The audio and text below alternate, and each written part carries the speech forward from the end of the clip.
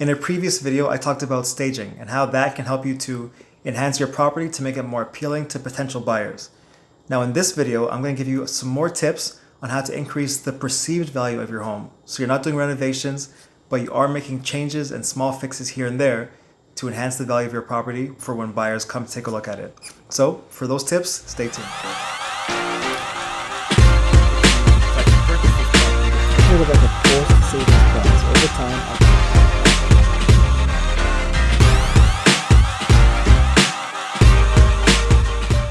What's going on, guys? My name is Mark Steele, your real estate broker, and every single Monday, I share my advice, information, and 10 years of real estate experience with you.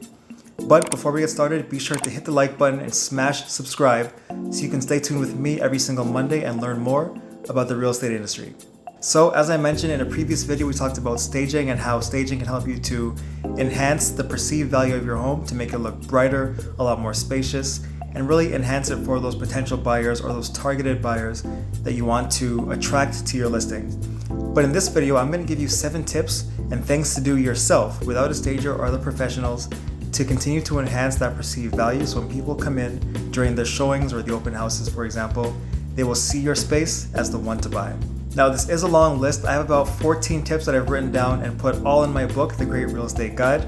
But for today, I'll give you 7 tips that you can start with, and I'll give you the remaining 7 in next week's video. So the very first tip that I have for you is to walk through your space as if you were a potential buyer. I want you to start from the driveway, or if you live in a condo building, start from the hallway. Walk through your home and pretend that you're buying the place or seeing the place for the very first time. Take a look at the walls, take a look at the floors, the ceilings, look in the kitchen, in the cabinets, go into your closets and your drawers, under the bed, look at the cleanliness of the bed itself, the living room, look at everything. As a potential buyer, they will come into the home and they will inspect whatever they can. They'll open up the cabinets, they'll open up the fridge, the stove, and anything else that's available, they will look into. So, as a seller, I want you to walk through your space as if you were gonna buy it yourself. So, as a seller, I want you to walk through that space as if you're going to buy it yourself. Really take note of the things that stand out to you, things that could be fixed or repaired or improved, and make a note of them to fix later on. Tip number 2 is clean everything. Again, as a potential buyer, they're going to open and inspect everything they can. So you want to make sure that you catch any mess before they get in there. So dust your mantles and dust your fan blades. Leave a streak-free shine on the windows and the tables and the mirrors. Go through your fridge and your stove. Make sure there's no oil or grease built up. Clean on top of the stove, in the sinks. Take out the garbage in the bathroom, in the kitchen, and again, make sure your garage, your backyard, and your basement are clean as well, because people will look at all of the space they have available to them to make sure that it fits for themselves and their family. So again, tip number 2, clean everything. Tip number 3 is be aware of smells. Now you have to be cautious of what food you prepare on the day of showings, because this could leave a lasting impression on potential buyers. 3 of the foods that I hear most commonly mentioned are bacon, fish, and curry for having very strong odors that can last for a long time. So be aware of making those on that specific day. And in fact, you could be aware of taking this tip and actually bake something that smells good on the day of showings, like an apple pie, for example. That's one of the most common things that you see and hear when it comes to preparing for a showing, and it can actually enhance the environment and the atmosphere of your home. So again, tip number 3 is be aware of the smells. Like I mentioned, you could leave an apple pie baking in your oven to enhance the atmosphere of the home, but if you're not much of a baker, there's plenty of scented candles out there that can help you as well. Tip number 4 is declutter every space that you can. So the goal of open houses or private showings is to allow potential buyers to see themselves in that space. So you don't want them to be caught up in any mess that you may have left behind or any personalization that you may have put on your walls around the home. So if you have mail sitting around on countertops or tables, clean that up and put it away.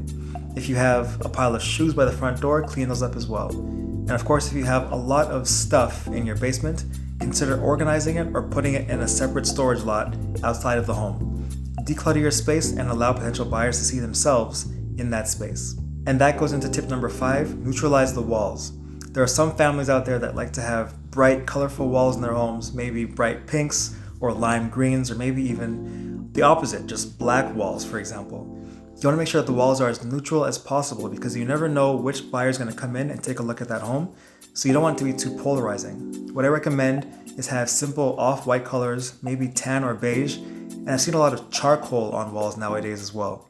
So again, neutralize the walls, keep the colors simple so that the home and the colors can appeal to as wide a range of buyers as possible. Tip number 6 is keep simple decor.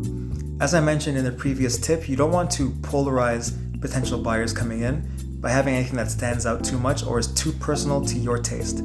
So if you can neutralize and keep simple decor, that would be ideal.